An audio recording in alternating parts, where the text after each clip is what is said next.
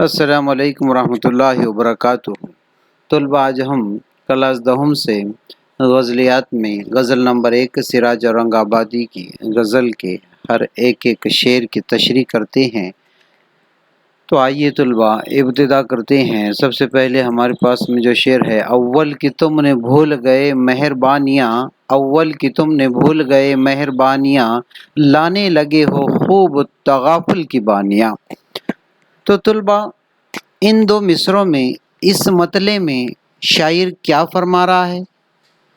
سراج اورنگ آبادی فرماتا ہے کہ ایک وقت تھا دوست کی کم توجہی کے احساس اور وہ پریشانی میں مبتلا تھا۔ شاعر نے بہت چاہا ہے مگر دوست کے حالات بدل گئے۔ اس نے شاعر کی مہربانیوں کو بھلا دیا اور معمولی غلطیوں پر شور مچانا شروع کر دیا۔ شاعر نے جس بھی دوست کو چاہا اسے کافی محبت دی، اس کے بہت قریب گیا، لیکن دھیرے دھیرے اتنی چاہت کے باوجود بھی اس دوست نے اس کی طرف اس کی جانب توجہ دینا بند کر دیا۔ اس کی چاہت میں کمی آ گئی، وہ بدل چکا تھا۔ اب وہ معمولی دوست کی غلطیوں پہ شور مچاتا تھا۔ دوسرا شعر ہے، کیا ہوویں گا سنو گے اگر کان دھر کے تم، گزری برا کی رات جو مجھ پر کہانیاں۔ شاعر کہتا ہے، اے دوست، تمہارا کیا نقصان ہو جائے گا اگر تم میری جدائی کے رات کی درد بھری کہانی کو غور سے سن لو۔ لیکن دوست جو ہے اس کی غمگین کہانی، دکھ بھری کہانی کو غور و خوض سے سن نہیں رہا ہے، اس کی جانب جو ہے توجہ نہیں ہے۔ تو شاعر کہہ رہا ہے کہ میری درد بھری کہانی کو سن لو، مگر اس نے شب فراق کی داستان پر ذرا بھی توجہ نہیں دی، اور نہ ہی دوست نے اسے معمولی بھی اہمیت نہ دی۔ دامن تلک بھی ہائے مجھے دسترس نہیں، کیا خاک میں ملی ہے میری جاں فشانیاں۔ اب اس شعر میں ان دو مصروں میں شاعر کہتا ہے کہ تم تک پہنچنا تو دور تک، تمہارے قریب تک پہنچنا ناممکن ہے۔ حالانکہ ہم نے اپنے آپ کو تم پر فدا کر دیا، بہت چاہا، کافی محبت دی، اس دوستی میں، اس چاہت میں کافی قربانیاں دی، آپ کے لیے مصیبتیں، پریشانیوں کا سامنا کیا، لیکن دوست جو ہے اب مجھ سے دور بھاگ رہا ہے، دور جا رہا ہے۔ اگلا شعر ہے طلباء، داغ فراق لالے باغ خیال ہے، داغ فراق لالے باغ خیال ہے، رہ گئے میرے جگر میں تمہاری نشانیاں۔ اب شاعر اس کے اندر کیا فرماتا ہے؟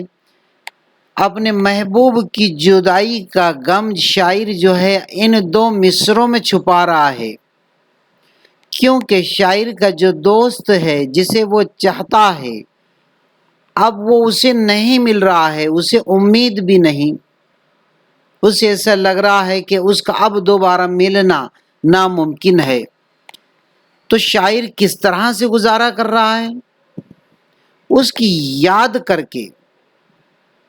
تو شاعر نے فرمایا کہ اس کی یادوں کی باغ کی سیر کر لیتا ہوں، اور اس طریقے سے شاعر جو ہے اس کے نہ ہونے کی وجہ سے جو ہے یہ طریقہ اختیار کر رہا ہے اور اپنے من کو بہلا لے رہا ہے، بہلاتا ہے۔ شاید کسی کے قتل کی ہوتی ہے مصلحت، شاید کسی کے قتل کی ہوتی ہے مصلحت، رمزی تیری نگاہ کی سب ہم نے جانیاں۔ اب شاعر کہتا ہے کہ آپ کی نگاہ سے لگتا ہے کہ آپ کسی کے قتل کا ارادہ کر رہے ہو۔ اب محبوب کی نگاہوں سے لگ رہا ہے کہ یہ کسی نہ کسی کے اسے قتل کا ارادہ ہے۔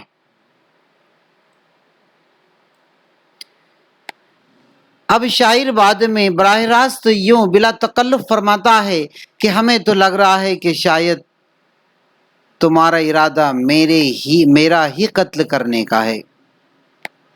اگلا شعر ہے، مجھ دل کے کوہ طور کو سرما کیے ہو تم، باقی ہے اب تلک بھی وہی لن ترانیاں۔ اب طلبہ اس شعر میں شاعر نے صنعت تلمی استعمال کیا ہے۔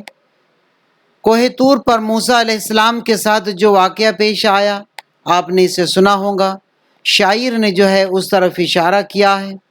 شاعر نے اپنے دل کو کوہ طور فرمایا، اور شاعر آگے کہتا ہے کہ تم نے میرے دل کو سرما کر ڈالا، پھر بھی تمہیں تسلی نہیں ہوئی، کافی نقصان پہنچایا، کافی دکھ دیا، کافی صدمہ پہنچایا، اور اس کے بعد میں اکڑ بھی رہے ہو، غصہ بھی بتا رہے ہو۔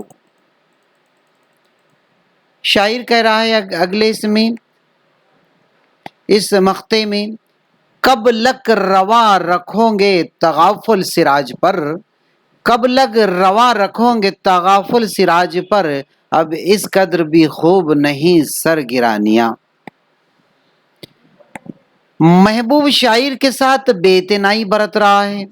شاعر کا جو محبوب ہے، جسے وہ چاہتا ہے، وہ اس کے ساتھ میں بے اعتنائی برت رہا ہے، اس کی جانب توجہ نہیں دے رہا ہے، تو اس حرکت کی وجہ سے شاعر تنگ آ چکا ہے، اور آخر کار جو ہے اس نے اپنے محبوب کے لیے اپنا لہجہ سخت بنا لیا ہے، اور اسی سخت لہجے میں فرما رہا ہے کہ آپ کی اس قدر اکڑ ٹھیک نہیں، آپ نے اس طرح سے اکڑنا نہیں چاہیے۔ تو اس طریقے سے طلبہ جو ہے یہ غزل کی تشریح مکمل ہوئی۔ انشاءاللہ اس کی سوالات کے جوابات کے ساتھ بھی اگلے ویڈیو میں پہنچوں گا۔ اللہ حافظ۔